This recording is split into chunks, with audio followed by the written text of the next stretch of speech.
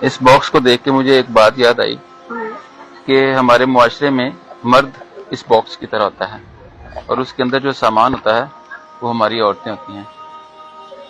کیا خیال ہے؟ اب یہ سامان تب تک سیف ہے جب تک یہ باکس میں ہے، اور باکس کتنے مہینے پڑا رہے، سال پڑا رہے، جتنے زخم آئیں گے، چوٹ لگیں گے، لوگوں کے ہاتھ لگیں گے، اس کو لگیں گے.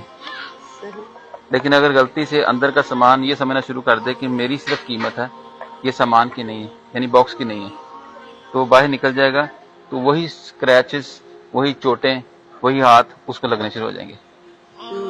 کیا خیال ہے؟ صحیح.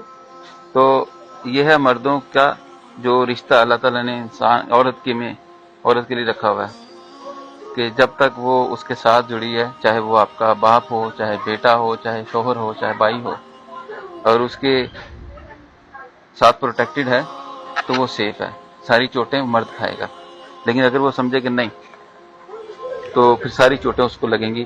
اور آپ یہ بھی دیکھو کہ ہم چیز دیکھتے ہیں، جو کھلا ہوا باکس دیکھتے ہیں، ٹرائی کرتے ہیں، لیکن بعد میں ہم ڈھونڈتے ہیں کہ کون سا بالکل صاف ستھرا باکس ہے، ہم وہ اٹھا کے لے کے جاتے ہیں.